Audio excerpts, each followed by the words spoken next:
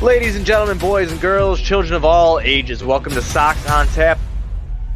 Tony, my first reaction is just fuck yes, let's go. Sox versus the Twins. That's where it all starts. Because it all starts taking care of business in-house in the Central Division.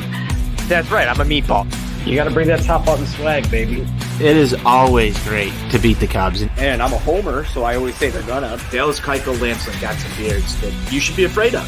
What everybody said when he gets out there, it's me versus the other guy, and I'm going to beat him. So I just love that mentality. It's cool and fucking tough.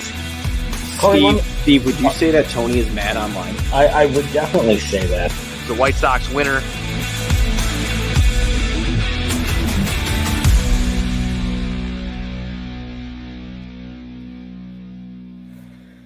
Ladies and gentlemen, boys and girls, children of all ages, welcome to Sox on Tap. I am your boy Buzz, and I'm joined by my dude Jonnie, and we are here to recap a 5-2 victory for the Chicago White Sox over the Toronto Blue Jays in the series finale. Before we do that, be sure to go to ontapsportsnet.com for all your Chicago sports literature and podcasting needs. Following us on Twitter at Sox on Tap, at On Tap Sportsnet, following Jonnie at Nani Johnny, and following me at Buzz on Tap. Anywhere you can listen to podcasts, you can listen to us, 5-star rating and review, because that's cool and tough. And if you need any White Sox gear or Chicago sports gear, go to Grandstand. Check them out on socials at Grandstand Sox. Or if you're down by the ballpark, check them out at Grandstand or go to grandstand.com. Jonnie, grandstandsox.com, that is. Jonnie, White Sox win 5-2, win the series finale against the Toronto Blue Jays. How you feeling, my man? Hey, I'm feeling great. Victory beers, man. Cheers. Yes, I love it. Taking the series from a team that, White Sox, the division, they're running through their own division pretty much so far. And, when you played an AL East team earlier in the year, we ran into them when they were hot and we went cold in the New York Yankees is what I'm talking about. Now you get another AL East team who's in contention there. With the Jays coming to town, you take 2 of 3. I am satisfied with that, Buzz. So cheers to that. No, absolutely. Absolutely. It was nice to see. The Jays have been on quite the tear. I know they sit in third place. I think we were talking about that when we were on last time. They are a good team. They're sitting in third place in the AL East right now. That's behind the Rays and behind Boston. But they have a good young team. A lot of injuries they've been battling, and it was a test. It is. It's a test against a team like that. They're a playoff team in my mind. I think that they're going to get there. So it's nice to hold up our end of the bargain here and take 2 from them out of a 3-game set. Yeah, most definitely, man. And the thing is, when I look at the scores of these games, sure, what they put up 6 last night when things kind of got out of hand in the 8th inning of that game. Other than that, 2 runs in each game of the series that the White Sox gave up to them. So for a team that hits very well and they do it as a whole, it's not just one guy providing the pop, even though, Vlad Jr. is the easy one to point to. He probably gets the most recognition for it. But up and down that lineup, those guys can hit, and they're doing that without George Springer too. So I think it was big and just shows the sort of caliber of the White Sox pitching to be able to shut them down like that. And even, before that 8th inning yesterday, Lance Lynn was holding them pretty well too. So overall, definitely satisfied. And you saw strengths of the White Sox on display to be able to take this thing. The story remains the same, Jonnie, when it comes to White Sox strengths and pitching being one of them. Dallas Keuchel. Yes. Arguably. And probably not even arguably. I don't think anybody's going to argue. I think you and I have said this a couple of times, not about him specifically, but about a guy and say, oh, is it, arguably his best and so far. I'm just going to go out and say it. Best start that we've seen from Dallas Keuchel this year. I'm going to say it. Now, I think, honest to God, the way he was mowing him down, I think since he got here. That's it. Yeah. I will say he did have some good ones last year that really, kind of cemented himself as, got off to a hot start last year in the shortened season. But yeah, you could make that argument because of the way the cutter was working tonight, Buzz. Yeah. He had location on everything. He was putting pitches. It was the show stuff. It really was. He was just putting him where he wanted to put it, and it worked every time. It was absolutely amazing. He has an outing where he goes 6 innings pitched. He lets up 2 earned runs, but he strikes out 8, and he walked 2. But he struck out 8. That is it's amazing. It's season high in strikeouts for Dallas Keuchel there. Yeah, that's big too, because I think there were some starts earlier in the season where he wasn't striking out anyone or maybe getting one, and people are getting a little concerned, like, oh, does he have it anymore? It's like, sure, we know he can kind of induce some ground balls, but you don't want to rely on contact all the time in the modern day era of baseball, Buzz. So it was good to see him miss bats in the cutter. Like Stone pointed out very well on the broadcast, he's able to start that, and it's always going to be a ball, but it looks to the hitter just because of that deception with it. Where it starts, it looks like it's going to be a strike to them. And that's why you saw some of the guys swinging out of their shoes and like really trying to figure out, how the hell do I hit this cutter? Right. Absolutely. I mean, he comes out and he does exactly what we needed him to do tonight. And just what White Sox pitching has done all year. I mean, it was just, it was good to see that. Now, getting into the bottom of the first, Johnny, because obviously Dale starts off high. We jumped on him. Yeah, exactly. And we do it with your mean Mercedes being in a new spot here. He's batting second in the lineup, and he comes out and he literally hits this ball at his ankles. But Buzz, I would love to go golfing with Yermin Mercedes after seeing that. I feel like it'd be some Happy Gilmore shit. Dude, the power that is, imagine if he because the way they described it too on the broadcast is great, because he's flat-footed there, and it's fully an arm swing that he's going out. And first of all, the pitch was low too. I mean, that was like close to like his ankles, like where it was. Imagine if he gets everything behind it. Like if you're on the golf course with him, or even just at the driving range, you'd be like breaking the net, like at the back of Top Golf. He almost drove it out of the park. Yeah. And that was the crazy thing. And that's what something Steve Stone had said. He was like, look at his foot. Like there was just no leg. It was all arm strength out of that. But again, it was amazing. He put the bat on the ball. He's been struggling lately. We've watched that average come tumbling down. But he's sitting here batting second tonight, and he makes a count right away. And he starts with a double. All right. So after Tim, gets an out there, Mercedes comes up, hits a double. We get MVPito. MVPito comes up. Or I'm sorry, it was Makata who comes up after that. I apologize. Makata comes up after that. Nothing. MVPito comes up. He rips a double. Yes. And that'll make the score 1-0. Your mean will come around. He'll score.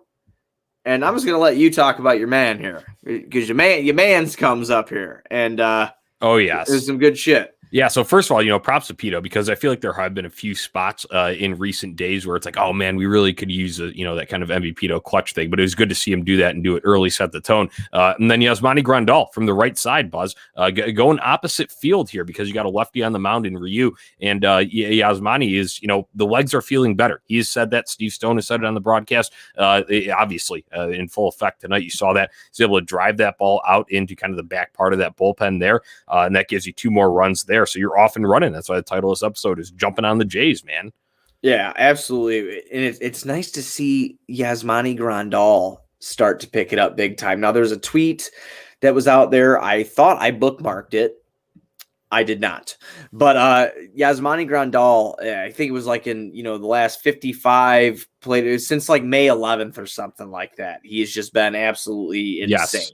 I don't know. I Did you see it? I do have it, Buzz. It's good thinking, because we didn't even talk about this before, but I did bookmark that because I saw it and I was a little just astounded. And it's just amazing what he can do when he's finally feeling healthy and looking good doing it. It was from Scott Merkin. He says, since May 11th, Yasmani Grandal has 8 home runs and 13 RBIs over 55 at bats. That's some efficient production right there. And it just tells you to go. Like, you knew that the early season slump just wasn't him. Something wasn't right. Something was off with him. So I've been saying it among our circles, but obviously there's never been anything official out there. It's never been bad enough to send him to the injured list. But I think it just, this is a proof in the results of that he's finally back to feeling like his normal Yasmani Grandal self. And that is huge, especially with all the absences the White Sox have currently. I'm just happy. Great minds think alike there, because I saw that. And I was like, I got to bookmark this. I thought I did, and I didn't. So thank you for picking me up. I got you. Then it gets a little bit quiet on the scoring front after that, Johnny. Okay, it gets a little quiet there. Top of the 5th inning is when Toronto will score again. Marcus Semien singles the center. And that'll score a pennant, and it'll be 3-1 there. A couple comments on this inning, Buzz, at the top of the fifth. So it's just like so weird how baseball works out. Panicks was an infield single, just kind of like a weird like roller to first base in that area. But he's got some okay speed, so he's able to get that there. Adams absolutely smokes a ball that probably should be a hit, but it goes right to a guy. So that's a line out right after him. And then Espinal with the infield single. And that after that, it was more of a standard single for Semien to drive in, Panic on that one to make it 3-1 there. But it's just weird how baseball works out, with all of our obsession with exit velocity and barrels and all that. It's like, wow, the two guys got on to set that whole thing up with infield friggin' singles. Just so weird. Sometimes it's really deflating, but it was nice because even though the scoring happened, I thought that little son of a bitch, and you know me, I'm always terrible with the last name, Bichette, after he came up and we struck him out, I was like, oh, thank God. Because every time I see him come up, have you noticed that kid, even during the series, but I've just been watching him, and we know he's going to be a really good fucking player. Yeah. Bichette's going to be a very, very good player for a long time. He has a knack to be able to put the bat on the fucking ball. Yeah. all the time. And it's annoying. It actually makes me not like him because I don't have him. I think my favorite White Sox pitcher, Lance Lynn, would refer to Bo Bichette at this point in his career as a slapdick motherfucker. Do you agree? Yes, yeah, he has. Yes, absolutely. But it was huge from Keuchel just to get out of there, and he strikes him out 10. You got Vladdy Jr. coming up after if you don't give Bichette. Exactly. That's my point, man. And I know Vladdy Jr. didn't have the best series. Okay, I know that he did not. I think tonight was the first time he had a hit in the entire series. Yeah, he did barrel up some balls, though. I mean, there are a couple hard hit outs that I've seen. So yeah. And you just don't want that. He can go off. He's got first of all, he's got the genes, and second of all, he's just got a good approach at the plate, and he's got power. He's just a big boy, so he's got power. He can do it if he needed to. So he's one of those guys where I feel uncomfortable every time he's up against. Up at the plate against us. I'm like, don't pitch to him. Yeah. That's just how I just don't pitch to him. He is, look, it's in the numbers, Johnny. Mm-hmm. I mean, this guy, is you're way too early MVP right now. Hands down.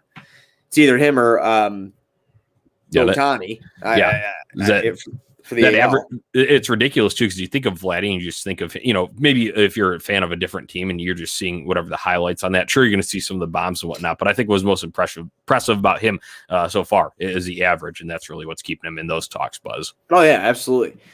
So that's what gets us out of the fifth. There's Keuchel getting that strikeout, and then we're going to move into the sixth because nothing happened for us in the bottom of the fifth. Yeah.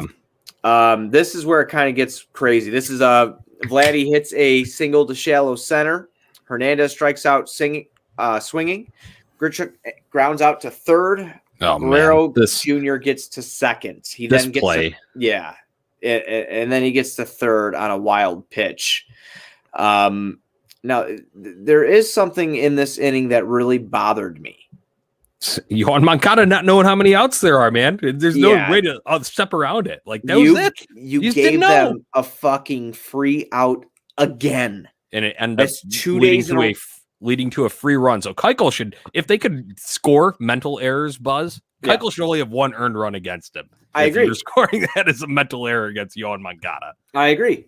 That's something you can't afford to do.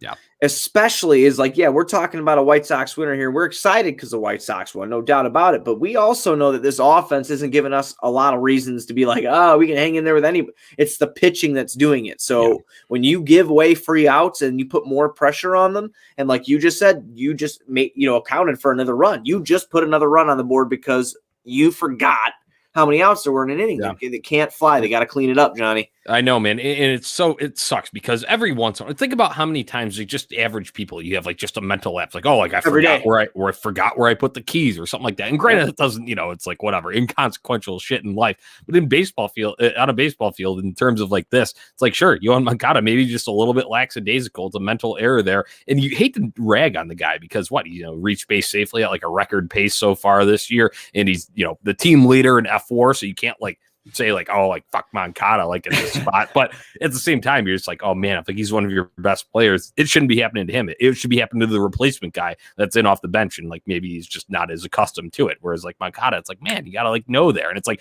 how many times has he done it? Like, no problem. And we never say anything about it. And it's just like, oh, that was, double play. And we just move on and talk about the next play, Buzz. But in this one, it just shows through big time because the wild pitch gets over and then, single eventually brings in the run there. So unfortunate there, but we have some positive stuff to talk about after this. So I'm ready to get into that. Oh, yeah, absolutely. Last time we were on, before we move on, do you remember how we were talking about Yaz going around the bases and then having fucking who was eating behind him with the fucking trumpet?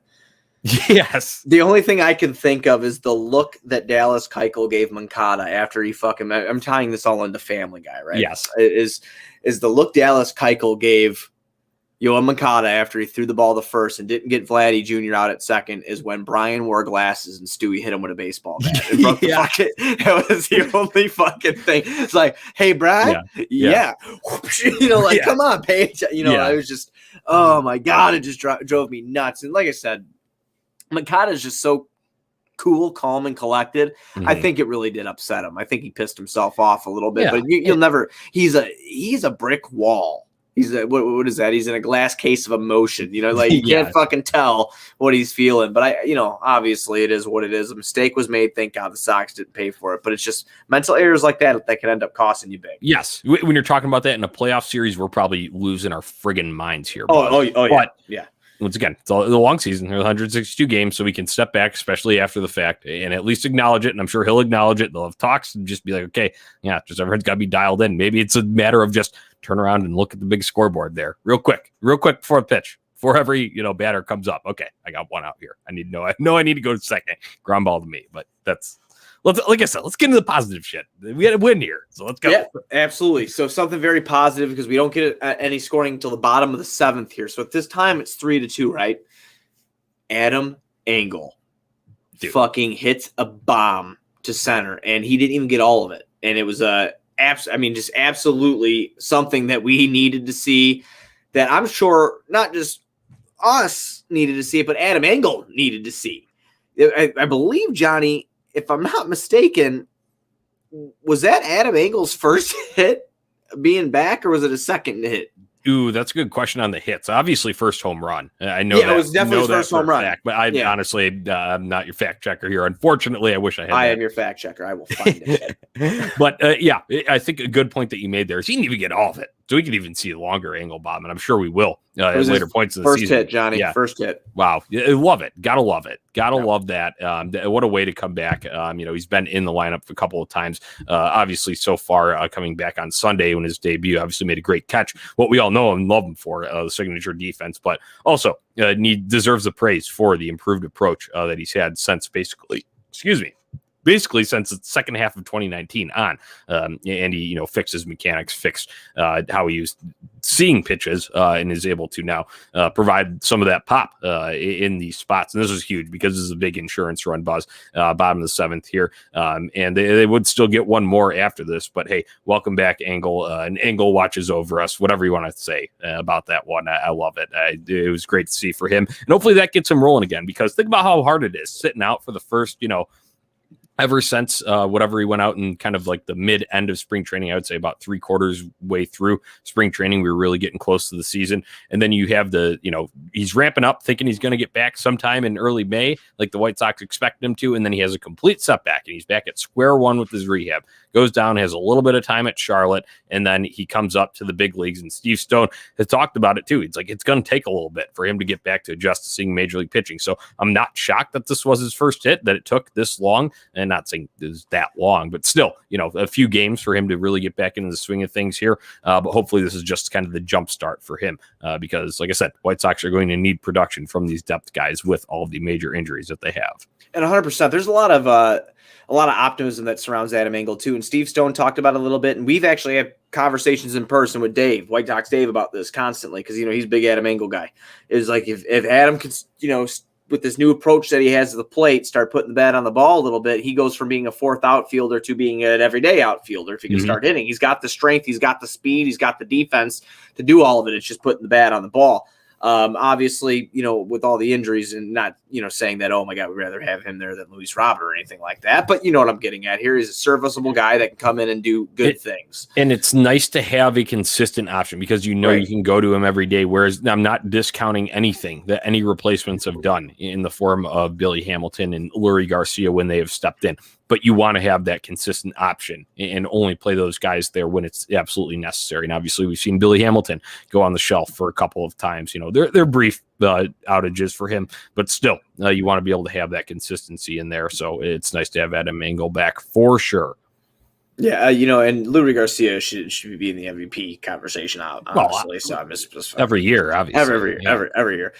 People are going to hate us now. All right, so moving on. The Sox end up getting through the top of the eighth there. No damage done to them. It's 4-2 at this point. We're going to get to the bottom of the eighth. This is where they do the last of their damage here. Tim Anderson draws a walk. Pretty good at bat, too, because he was down 0-2 to start that at bat. He comes back there for a walk. Mercedes flies out to right. Moncada strikes out swinging. Jose Abreu doubles to left again. This time it'll score Tim Anderson. Then Grandal will strike out swinging after that. Absolutely, good shit from Pito. Since our guy Tony's not on the show, I got to say it for him. MVP shit, Buzz. Yeah, MVP shit from Pito. He adds another insurance run, and that's after the top of the eighth. I went right to the bottom of the eighth there, obviously, but we'll talk top of the eighth for a moment. Going a little bit back there. Cody Hoyer coming back after his little pickup that he had.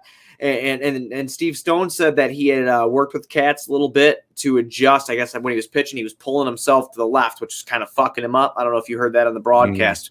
Today he seemed more squared, more centered, and you saw what he did. I mean, he had 2 outs within 6 pitches. Breaking ball was working good. He had his heater working, and he gets out of the inning safe and clean. Yeah. I mean, just overall with the bullpen, too, because Marshall pitched a clean 7th there at a leadoff single, but got the double play.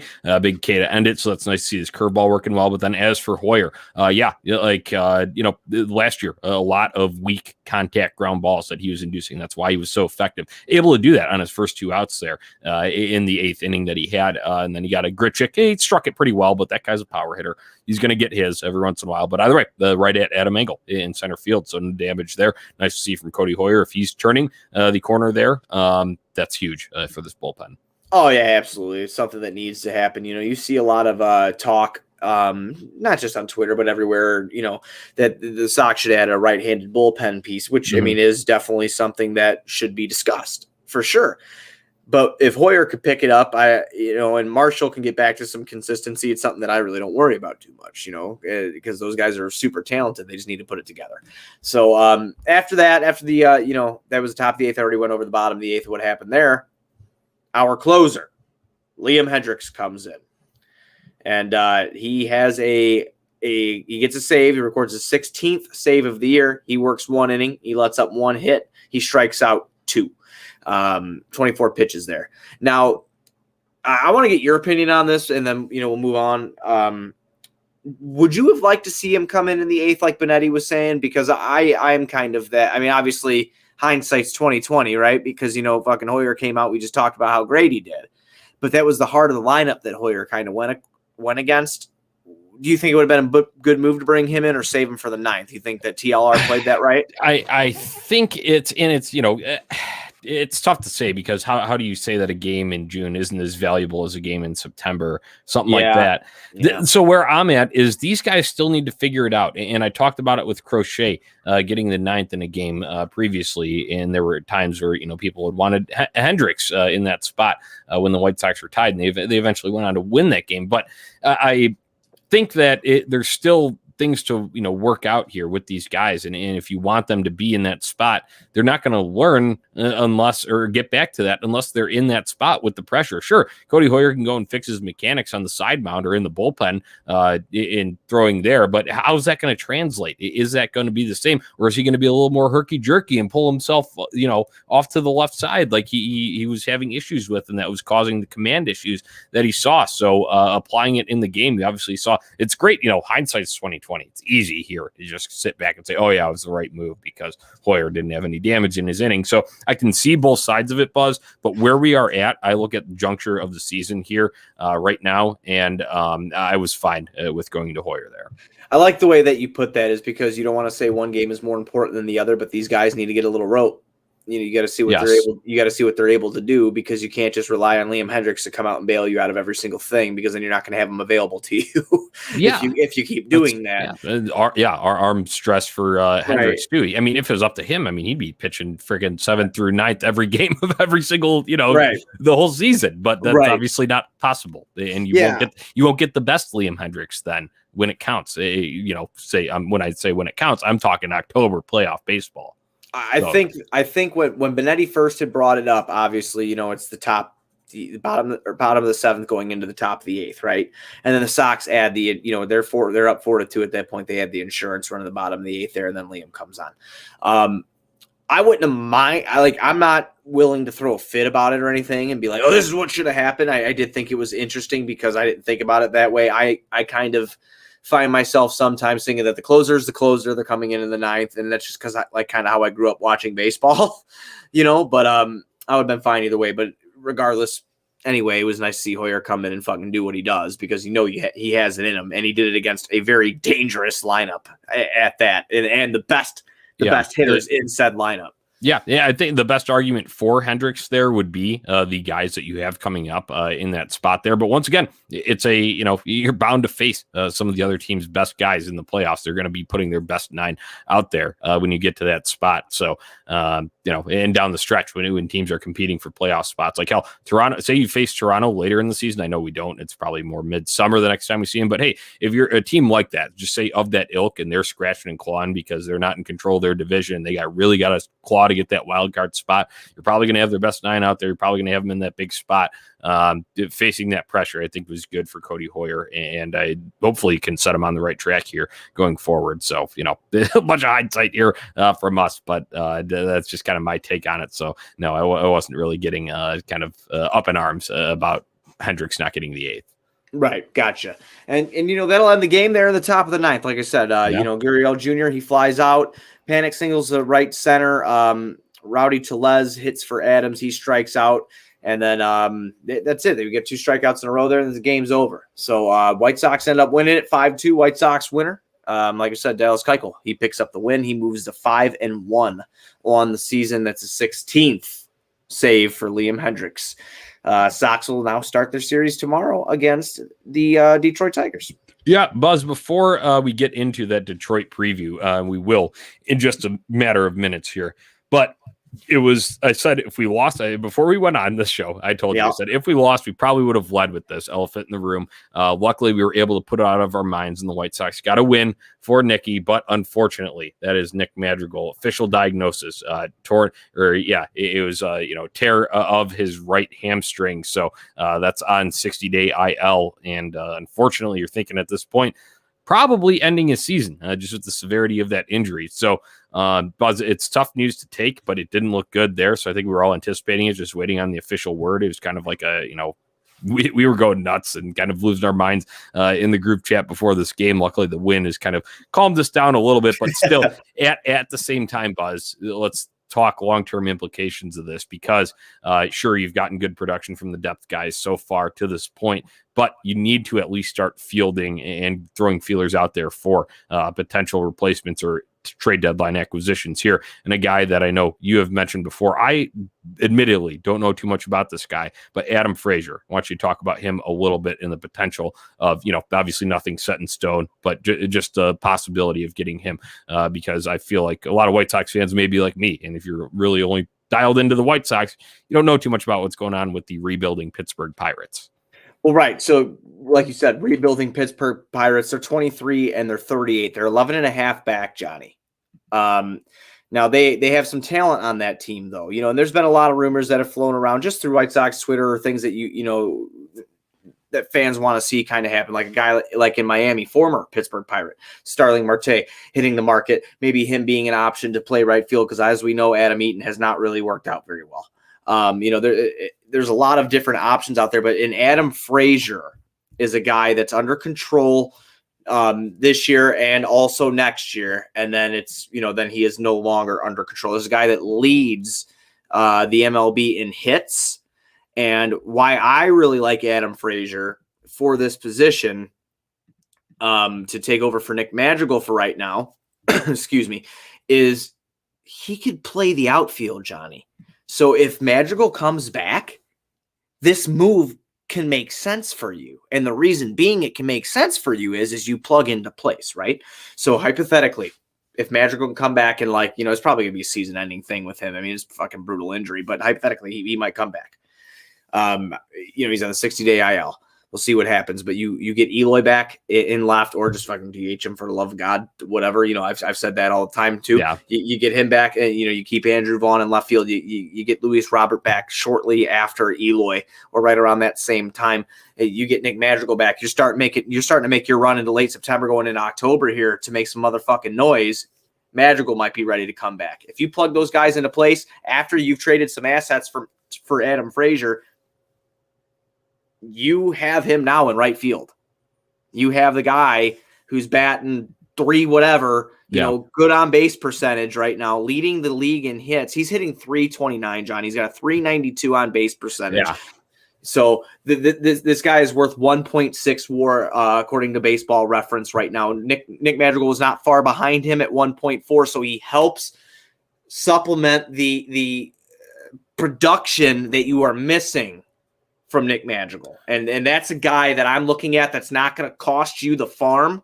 He's not going to cost – he's going to cost a penny, Johnny. Yep. But he's not going to cost you a lot of people are talking about Marte from – not Starling Marte, the other one from Ketel Marte from Arizona. That's going to cost you a lot. And I was fucking around earlier okay, Grosche and any fucking prospect you want, take him. Yeah. He's under control for a few more, take him. I don't care. Whoever you want, give me him. But they're not going to do that.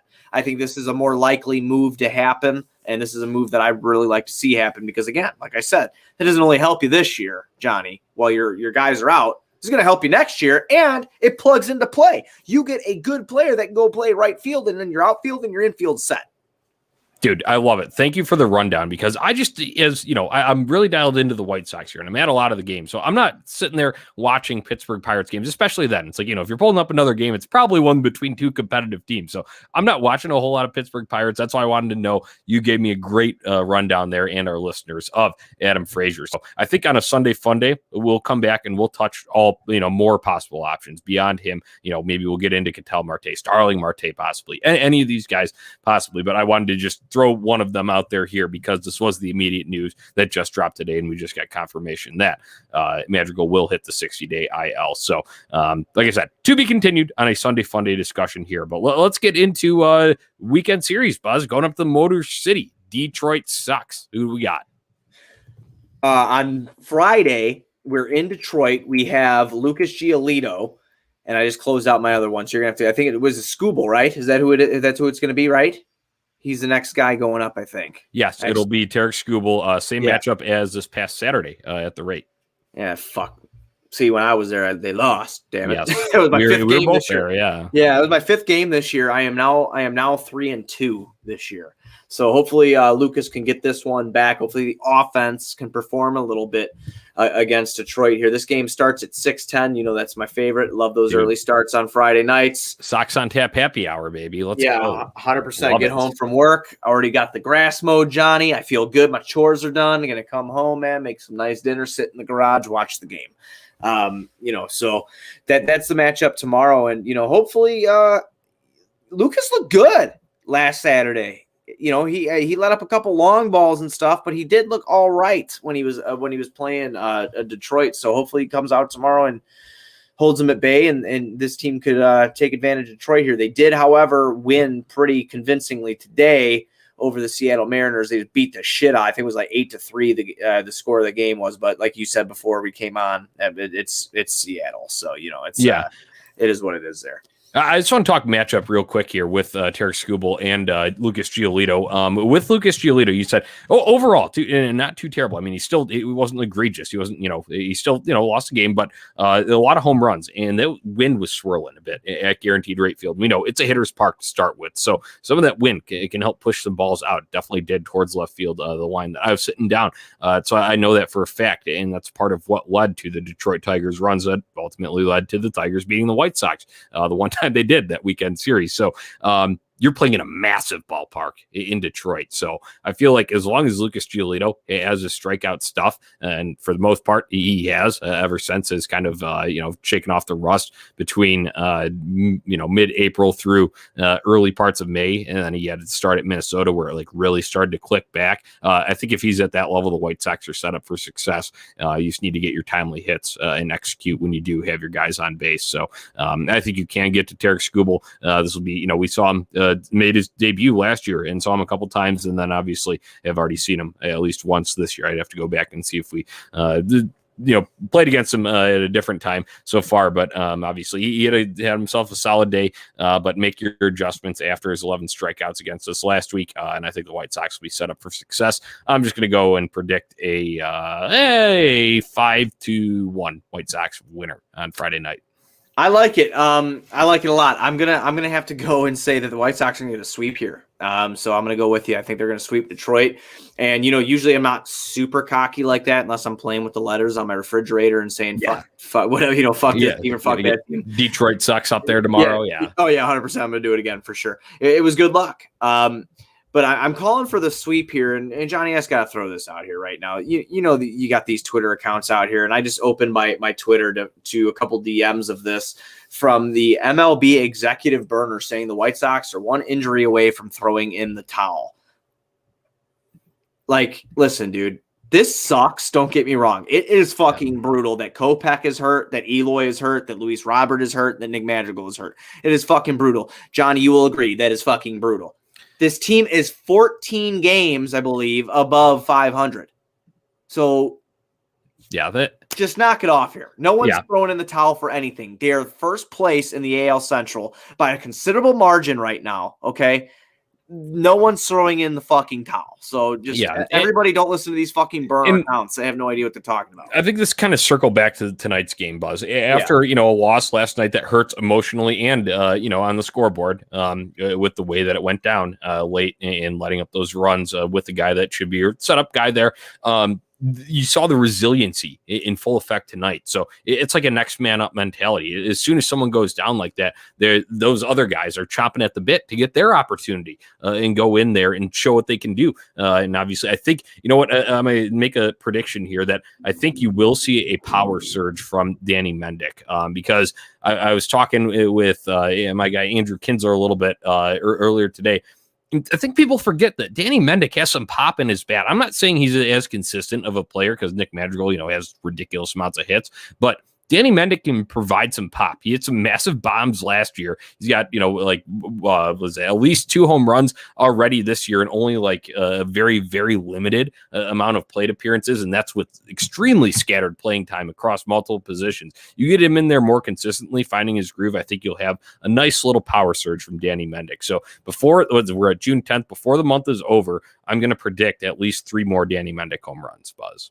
Oh, I'd love to see it. And, I like Danny Mendick a lot. I think that he's a good player. He's a good bench piece. To be 100% honest with you, if everybody was healthy and whatnot, I don't think Danny Mendick be up here right now. But he is, and he's got to make the most of his opportunity. And I think he's going to take that really seriously, just knowing the guy that Danny Mendick is.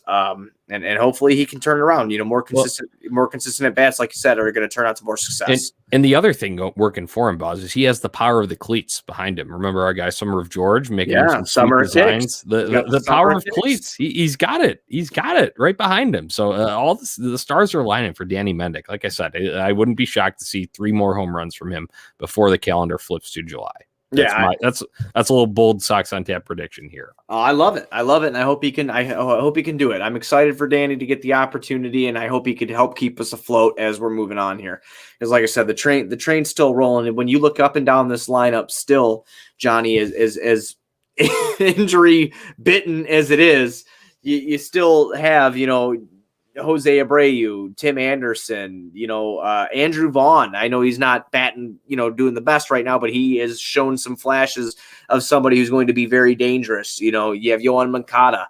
There's 1 through 6 is still this guy heating it up. Yasmani Grandal coming out and doing some shit.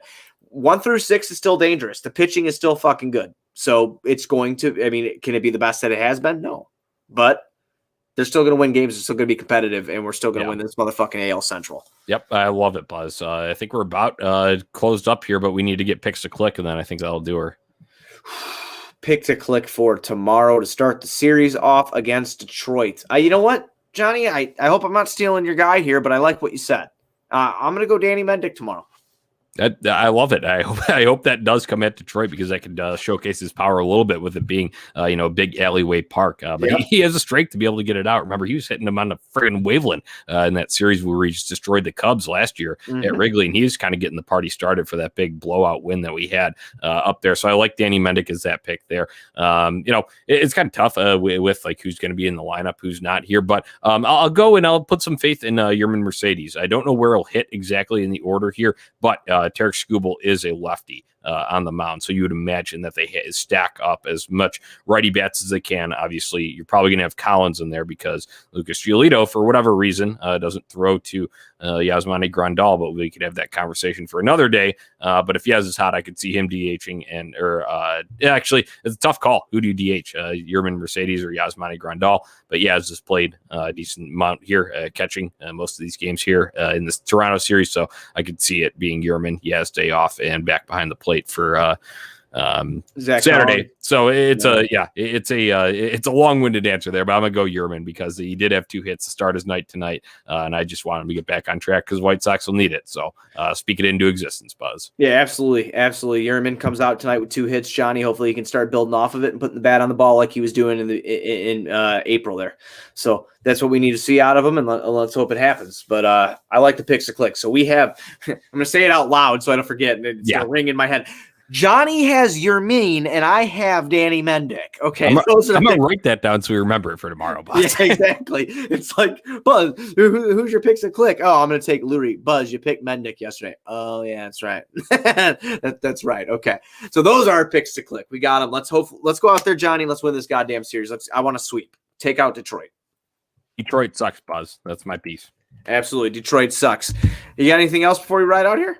No, man. Just keep the winning ways going and do it for Nicky. Do it for all the guys that are injured there. I didn't feel like tonight was a big win for Nick Madrigal. But it's funny all the memes that come about it. In the sky because everybody's joking about is Eloy dead on the opening day. So now we got even more to add to that. It's the Happy Gilmore. I think we need Schwartzy to expand that like dugout one and have Eloy and then have like Roberts jersey, have Madrigals, have Kopech's up there. Get Billy Hamilton's up there. Get them all. Like Keelan Blue did that, and she's got all of them. Is it all of them as a jersey? It's all of them. Yeah, it's all of them. I saw the one in the sky. I did see that one, but yeah. It was so fucking hysterical. Yeah. I opened up and I just saw the Happy Gilmore. Like had Chubbs and shit up there and the fucking alligator. I did see that one, but you remember what I'm talking about it was opening day and they had the Eloy one, the jersey with the red gloves hanging. I want all the jerseys lined up and like it would be like fucking super long, like extended further than like that one, like because I was just like a square image. We're gonna need to make this like a whole like landscape one of like the whole friggin' half the roster pretty much. Oh my god, dude, that'd be amazing. We need Schwartzy on that immediately and get on it. Yeah, absolutely. All right, well that's all we got. So everybody be sure you're going on tapsportsnet.com for all your Chicago sports literature and podcasting needs. Following us on Twitter at Sox on Tap, at On Tap Sportsnet. Following Johnny at Nani Johnny, me at Buzz on Tap. Anywhere you can listen to podcasts, you can listen to us, 5-star rating and review because that's cool and tough. Check out Grandstand for all your Sox gear. Follow them on socials at Grandstand Sox or go to grandstandsox.com. We'll be back in some sort of capacity tomorrow. Don't know who it's going to be yet, but hopefully the White Sox pick up this win over the Detroit Tigers. And that's all I got, man. So White Sox forever. Detroit sucks. White Sox forever.